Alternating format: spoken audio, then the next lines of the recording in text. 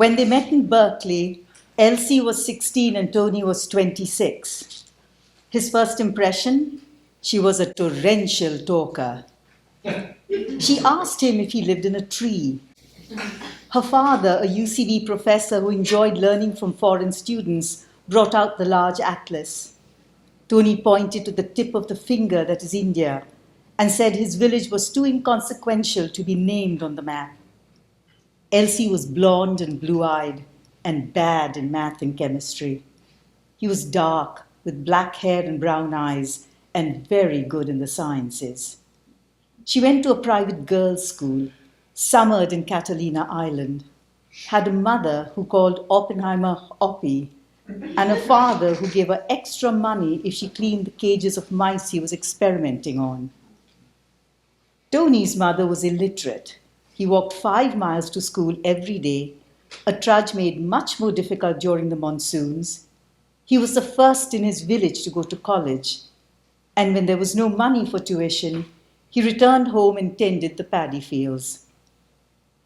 Elsie was doing badly in chemistry, so her father asked Tony to tutor her, since he had a PhD in chemistry from India, though he was studying metallurgy at Berkeley. They definitely had chemistry. They met on campus, talked on the phone, wrote letters.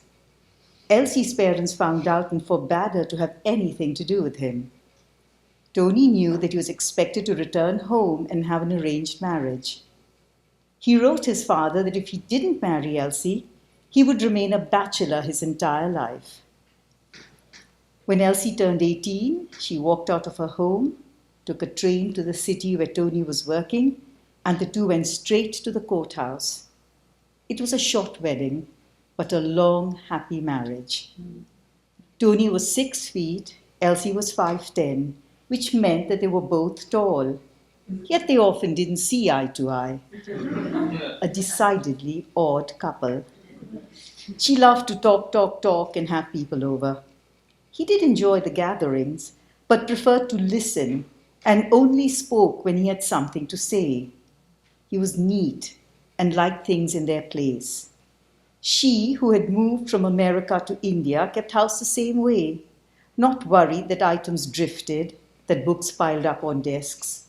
Yet every time someone was looking for something, Elsie knew exactly where it was, which puzzled Tony exceedingly, but left him with nothing to say about her housekeeping. They both loved to read. She was one of the few people who'd actually finished Finnegan's Wake.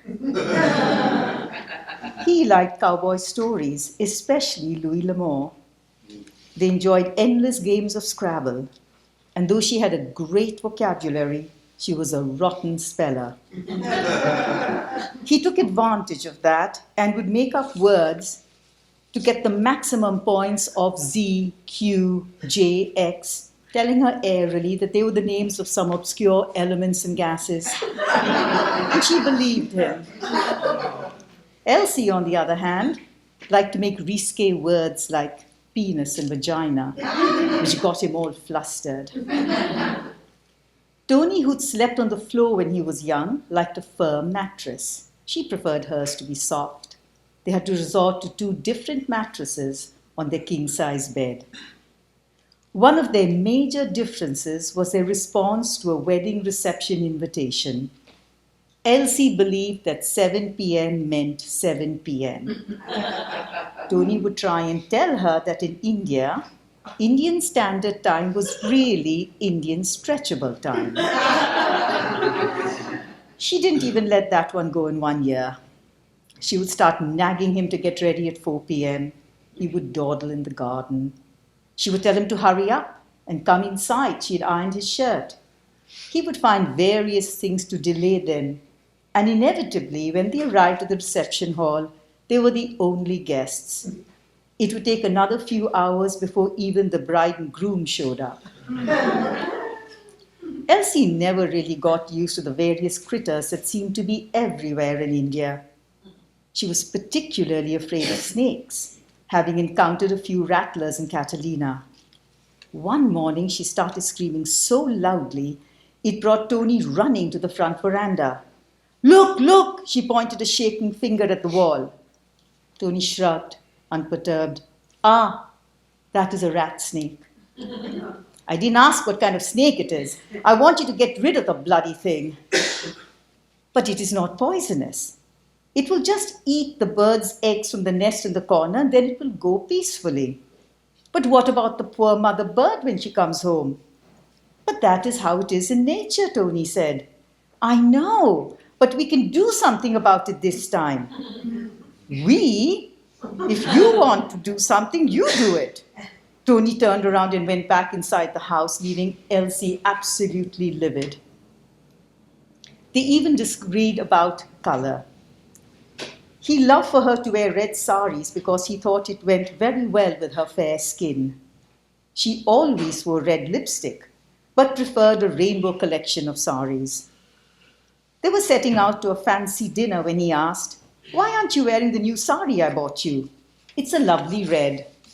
"I like this blue one," she responded. "But the one I got would look so much better on you." "I have much better taste," he informed her. "Indeed you do," she agreed without missing a beat. "You chose me and I chose you."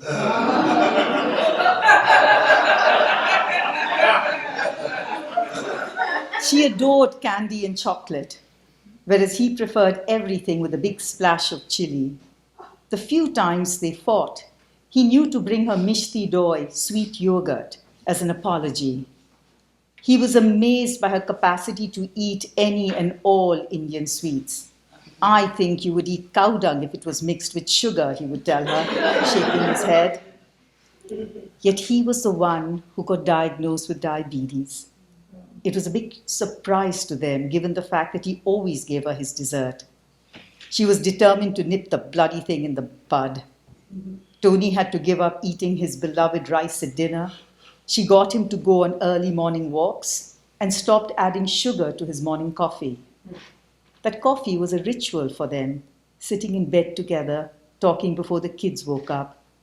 To really keep him company, she also started having kattam kapi, black coffee without sugar. After that diagnosis, anytime they went visiting, she would tell the woman of the house not to put sugar in his coffee. When she learned that the women felt bad for Tony and would slip in sugar, Elsie took to following them into the kitchen to watch that they didn't go behind her back. "Just let him enjoy the coffee in my house," the woman would invariably say. "It is one time only, so what does it matter?" Elsie would get furious. "It matters to me," she would retort. "I want him to live a long time." They had 5 children, and it was the last one that nearly killed her. She'd lost a lot of blood, and the doctors told Tony it was unlikely she would survive. The hospital didn't have a blood bank, and she was Rh negative, not an easy blood type to find.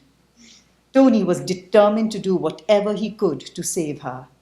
He ran around like a chicken without a head, she would tell people afterwards. He called up friends, co-workers, neighbors, anyone willing to give her blood. They came to the hospital in droves, stood in long lines, had their blood drawn to see if they were a match for the poor foreign woman.